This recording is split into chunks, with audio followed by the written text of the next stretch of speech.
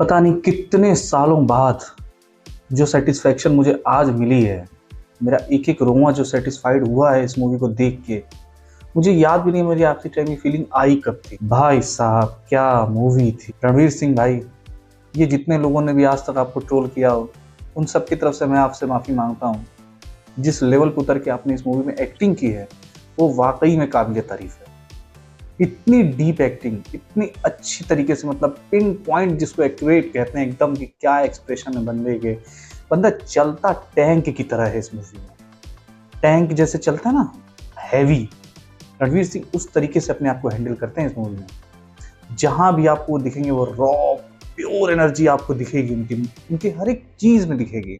और ये जो मैं वीडियो बना रहा हूँ इसको सिर्फ एक रिव्यू की तरह मत लीजिएगा, मैं अपना एक्सपीरियंस आप लोगों के साथ शेयर कर रहा हूँ। बात करते हैं, मतलब मैं रणवीर के बारे में बात तो कर ही चुका हूँ कि once in a lifetime वो उसने उस आदमी ने परफॉर्मेंस दी है जिसपे कि अब अगर जाके आगे वो कोई भी मूवी करेंगे तो इस मूवी को एक बेंचमार्क की तरह लिया जाएगा। और जो लोग भी पहले पार्ट में, जो पहली वाली मूवी थी धुरंधर की, जो लोग भी उसकी शिकायत कर रहे थे कि उसमें रणवीर सिंह का रोल कुछ ज़्यादा खास नहीं है, उनसे ज़्यादा तो अक्षय खन्ना को और लग रहा है, ये मूवी सिर्फ और सिर्फ रणवीर सिंह की ही है। अगर आपने इससे पहले मेरा टीजर या ट्रेलर रिव्यू इस मूवी का नहीं देखा है तो प्लीज़ एक बार उसको जाके देखिए, क्योंकि यहाँ पे अगर मैं कुछ भी बताऊंगा तो स्पॉइलर हो जाएगा। एक आध अगर कहीं स्लिप हो जाता है तो ह्यूमन एरर समझ लीजिएगा, लेकिन मैं ज़्यादातर कुछ स्लिप होने नहीं दूँ। स्टार्ट करते हैं मूवी से। मूवी स्टार्ट होती है रणवीर सिंह की बैक स्टोरी से, जहाँ पे हमें ट्रेलर में भी देखने को मिला था कि वो एक AK-47 को कॉक कर रहे होते हैं और एक शादी में जाके गोली चलाते हैं, मतलब मार काट मचाते हैं। मूवी वहीं से स्टार्ट होती है।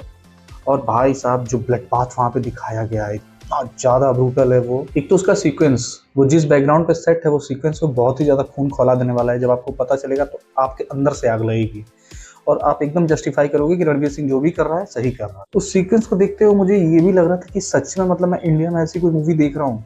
सेंसर बोर्ड आखिर आपको क्या चाहिए भाई? इतनी सारी तो गाली वाली वेब सीरीज बनती है, आप उसमें कुछ म्यूट नहीं करते। मार्को देख लो, कोई और मूवी देख लो, उसमें इतने ज़्यादा ब्रूटल वायलेंस है, उसमें तो आपको कोई उंगली नहीं करनी है। इस मूवी में आपको उंगली क्यों करनी थी?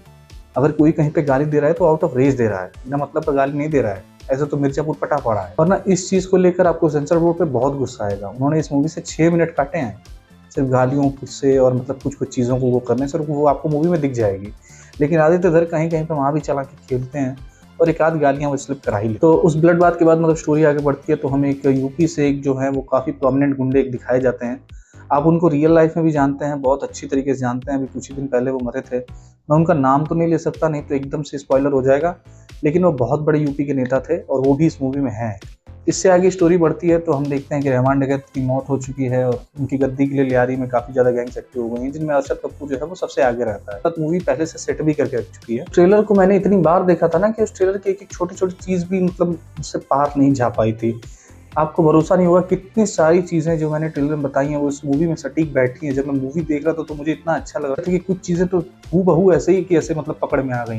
क्या चीज़ें इधर उधर होती हैं तो वो तो उतना तो चलता रहता है। आगे बढ़ते हैं मूवी में तो आपको बड़े साहब देखने को मिलेंगे, संजय दत्त आपको देखने को मिलेंगे। उनका कैरेक्टर काफ़ी अच्छे तरीके से लिखा हुआ है। जहाँ से वो लैपटॉप करते हैं वहीं से वो शुरू भी करते हैं।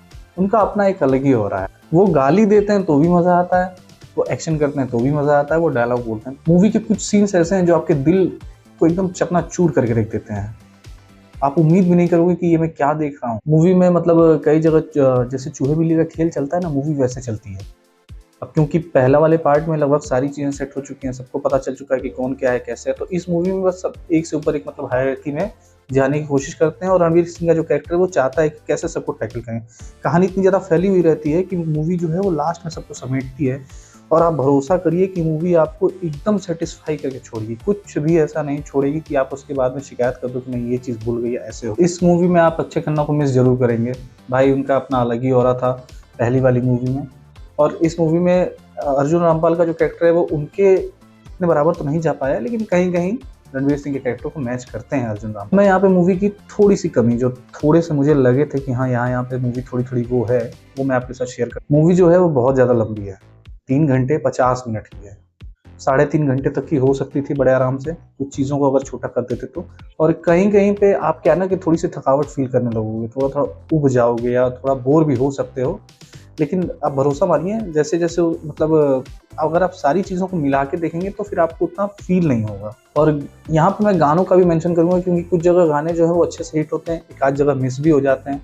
लेकिन ज़्यादातर जगह पे वो हिट ही करती। इस वाले पार्ट में मैंने अभी थोड़ी देर पहले बताया कि अर्जुन रामपाल का जो कैरेक्टर है, जो कि इकबाल का है, इकबाल चौधरी का, वो क्या है कि बाकी सारे कैरेक्टर्स इतने ज़्यादा हैं इस पार्ट में कि ये थोड़े से ऐसा लगता है ना कि इनको पीछे ढकेल दिया गया है, लेकिन ऐसा है नहीं।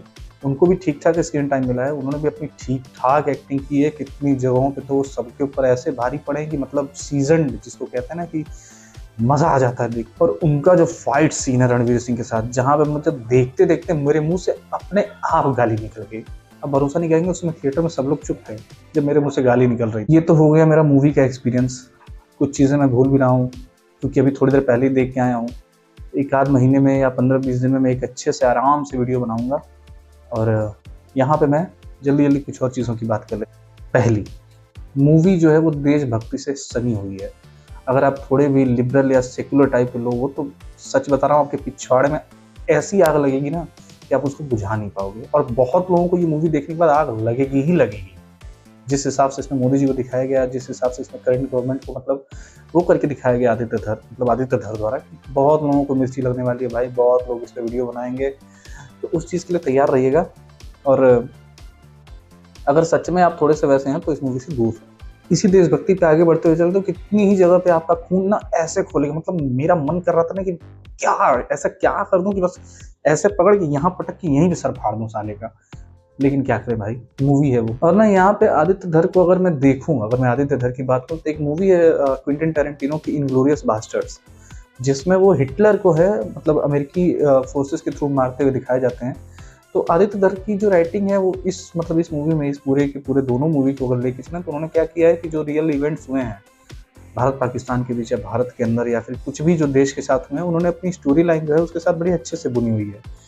अननोन गनमैन, जो अननोन मैन जिनको कहा जाता है पाकिस्तान में जो रहते हैं, जो भारत के लिए मतलब निशान निछार की रहते हैं, उनको भी बड़े अच्छे तरीके से ट्रिब्यूट दिया है आदित्य धर ने, और इस चीज़ के लिए भाई सैल्यूट है उनको। इतना कहने के बाद मैं ये भी कहूँगा ये बार मूवी ज़रूर देखिएगा, आप लोग इसको एक्सपीरियंस करिएगा।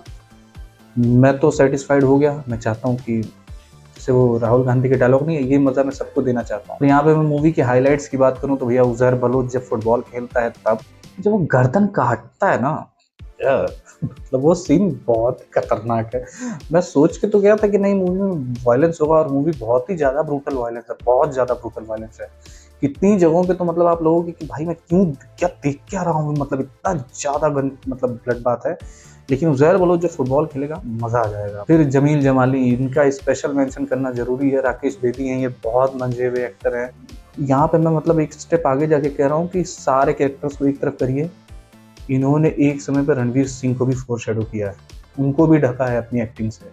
ये बंदा इन दोनों मूवीज़ के बाद इतना बड़ा लेजेंड बन जाएगा कि मैं आपको बता नहीं सकता। और बहुत ही अच्छे तरीके से इनका कैरेक्टर लिखा गया था और उतने ही उम्दा तरीके से इन्होंने उसको परफॉर्म भी किया। इसका ट्रेलर आप लोगों को याद होगा, जहाँ पे स्टार्टिंग ही उससे होती है कि हिंदू एक बहुत डरपोक कौम है और पड़ोस में रहते हैं, गूदे भर का जोर लगा लो, जो बिगाड़ना चाहते हो बिगाड़ लो। ज़हूर मिस्त्री का कैरेक्टर कहता है, और भाई आदित्य धर जो उसको पेलते हैं कि आत्मा को शांति मिल जाएगी जब भारत माता की जय। एक सीन है, आप मूवी देखिए आपको समझ में आएगा कि मैं क्या कह रहा हूँ। ये मूवी जो स्टैंडर्ड सेट करेगी आज, इसके बाद जो शिफ्ट आएगा, मैं चाहता हूँ कि बॉलीवुड में एक अच्छा शिफ्ट आए। और इससे ज़्यादा अगर मैं आपको कुछ भी बताऊंगा तो वो स्पॉइलर में आ जाएगा। फिर भी आप मेरा टीज़र और ट्रेलर रिव्यू एक बार ज़रूर देखिएगा, उसमें मैंने बहुत सारे हिंट्स दिए हैं जो कि मेरे खुद के गेस पे थे। अगर आप मूवी देखने जा रहे हो तो एक बार उस वीडियो को चला कर देख सकते हो। ये वीडियो ज़्यादा से ज़्यादा लोगों को शेयर करिएगा, क्योंकि इसको बनाने में काफ़ी मेहनत गई है मेरी। मैं ढंग से सोया भी नहीं हूँ, और मतलब पिक्चर बहुत लंबी थी। सुबह 8 बजे से लेकर दोपहर के 1 बजे खत्म हुई है मूवी। आने के बाद मैं तुरंत ही वीडियो बना रहा हूँ। अगर आप लोगों को अच्छा लगा हो तो प्लीज़ लाइक करिए, शेयर करिए, सब्सक्राइब करिए। मैं मिलता हूँ आपसे अगले वीडियो में, तब तक के लिए अपना ख्याल रखिए। Thank you Priyanka.